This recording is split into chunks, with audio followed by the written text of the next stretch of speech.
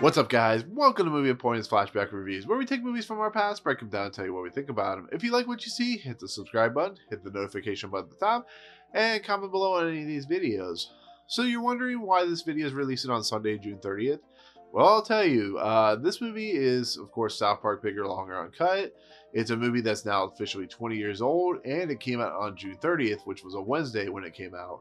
So instead of talking about it on Monday, I want to talk about it on the day it came out, which is 20 years ago from today. And this movie was also going up against Wild Wild West, and Wild Wild West was, of course, a Will Smith movie, had Kevin Kline in it, and it did really well at the theaters, but nobody liked the movie. So it was really odd and curious of why the movie made so much money. Yes, it's Will Smith, but there's a lot of reasons behind that. A lot of people who bought tickets for Wild Wild West went to see South Park, especially people my age at the time or younger, because kids can't buy R-rated tickets. It's a little bit of time, a little bit different of a time era, so they snuck into South Park. That's why South Park didn't make as much money. It still made a pretty decent amount, but for the time, it didn't make a lot of money.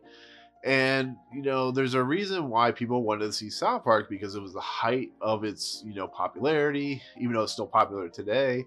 And it was literally like the second or third season, so it was still fresh in everybody's mind. It still had the controversy behind it because it was kids who speak foul language. And so, you know what Matt Stone and Trey Parker are going to do? They want to make a bigger, bolder, more interesting, frenetic film, and they want to make it rated R. So this is the way to do it, because Comedy Central's like, no, we want a PG-13. They're like, no, we're going to do R, and they got what they wanted. And there's a whole big thing about that. But I love this movie for the simple fact of it being really relevant to today. We're dealing with situations like, racism. We're dealing with situations like parents blaming everything else but themselves for situations, between shootings and kids doing things like, just bad things. And it's also dealing with making fun of Disney musicals, which is funny. But like I said, first, it's dealing with the fact that parents don't want to take responsibility 90% of the time, or the legislatures are blaming other things than the parents themselves, which is pretty incredible if you think about it. It's really ahead of its time, because this movie came out in the months after Columbine shooting. If you've read up on it, it's in the history classes, I'm sure, and people talk about it. 2 kids went into a school, shot up the school. We all know about it. And what did they do? What did parents do? What did everybody do? They blamed the video games. They blamed Marilyn Manson. They blamed trench coats. They blamed everything else but themselves. And that's what became a huge problem and a huge back and forth between everyone. And this is what this movie is hinting on, or is what is basically slamming you in the face with, is the fact of this family and this people in South Park. The kids go see a movie by a Canadian group called Terrence and Phillip. The movie becomes really popular. It causes the kids to use dirty language. A lot of things go down, and instead of all the people blaming themselves with the kids and so on and so forth, they start blaming the Canadians. They start blaming everybody else, and it causes pretty much a World War III to happen. And it's brilliant satire on a really bad scenario, and that's what makes South Park the way it is, because they're not willing to hold back. They're willing to push the envelope, and that's exactly what they're doing here. But there's also great moments on beyond that, where we're dealing with, Stan is in love with Wendy, but he can't express it because every time she comes up to him, he keeps throwing up on her. And in the process, they visit Chef, who tells them about this female body part, which I'm not going to talk about because you know what I'm talking about. And they go on a quest to figure out how to find it, which is really funny, because kids, in their process of thinking when we're young, the things we're told we think are more exaggerated than they really are. It's the quest for whatever is what makes South Park so great. And there's also like the making fun of the Disney musicals, which is really great, because we have some great music in this with, Matt Stone, Trey Parker, and crafted this musical on top of everything else that's going on.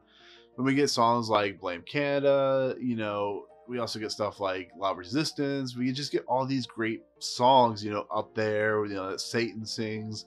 And that's what makes this movie so beautiful, and its storytelling. Not only is it giving you hardcore, stuff that's really important, but it's doing it in a fun South Parkian way. And it's amazing this movie ever got made, because Matt Stone and Trey Parker, who like to push the envelope even on the TV show, got so much pushback from Paramount, so much pushback from the MPAA, which is also makes fun of in the movie, that the fact that these two didn't have a heart attack while making this movie it's incredible, because they wanted it PG-13, they didn't want it R. I think they gave it NC-17 at one point. Scott Rudin, who was a producer, fought for the rated R, the rated R rating, and got what they wanted. But it was just stuff like that where, this thing was still being put together 2 weeks before the movie came out, and they didn't get the R rating until 2 weeks before it came out. And the fact that they're just like able to go for it and it became as popular as it did is just incredible. And like I said, during the Academy Awards, the Blame Canada song actually got nominated for an Oscar. And this the famous Matt Stone and Trey Parker came in. They came in on acid, and one was wearing the Jennifer Lopez famous outfit.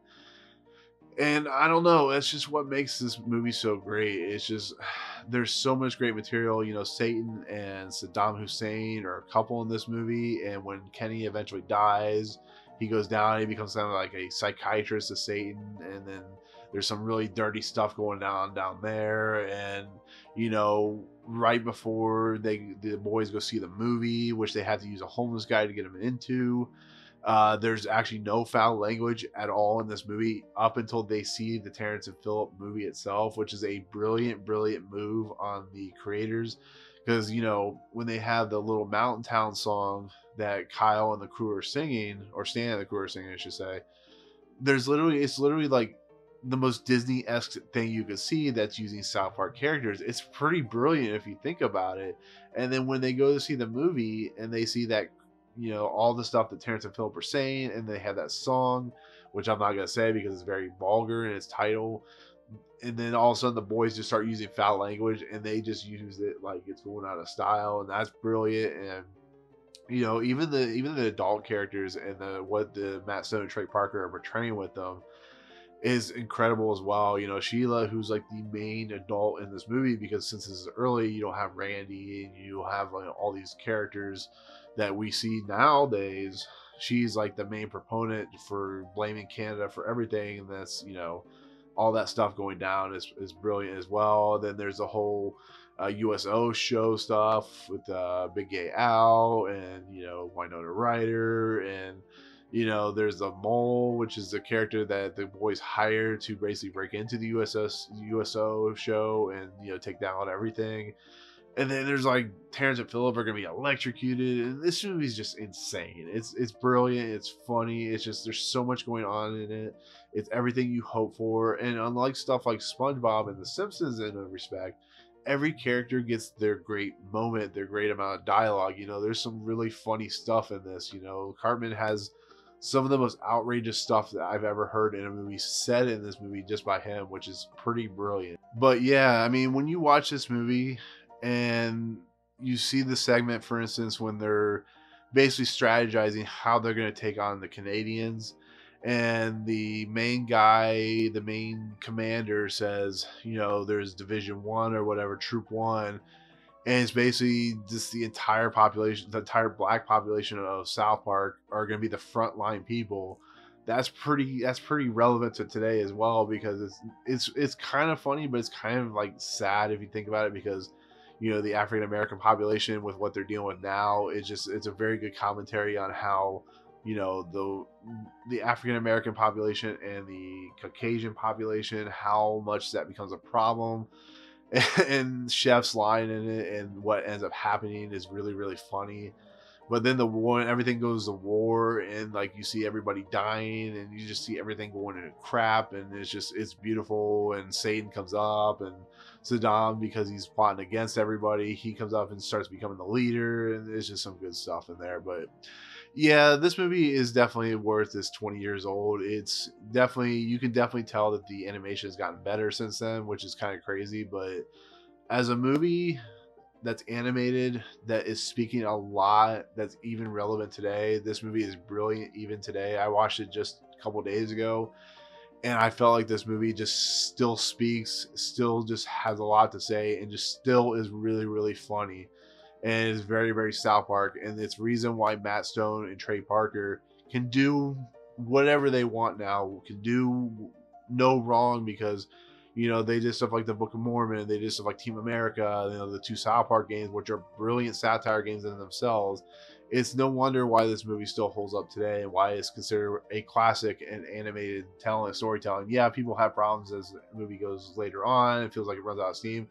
I don't. I think it picks up, and I think it just runs with it. So it's a brilliant movie. It's definitely worth watching if you like South Park. If you don't, at least try to watch it, kind of get the themes behind it, because I think you might enjoy it. So, but anyways, that's my take on South Park, Bigger, Longer, Uncut. Congratulations for the 20 years that it's been out.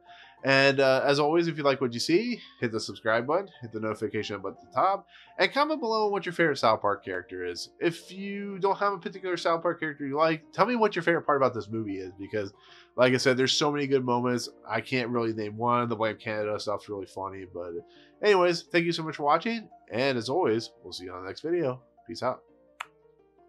What's up, guys? Thank you so much for checking out Movie Emporium. I really appreciate it.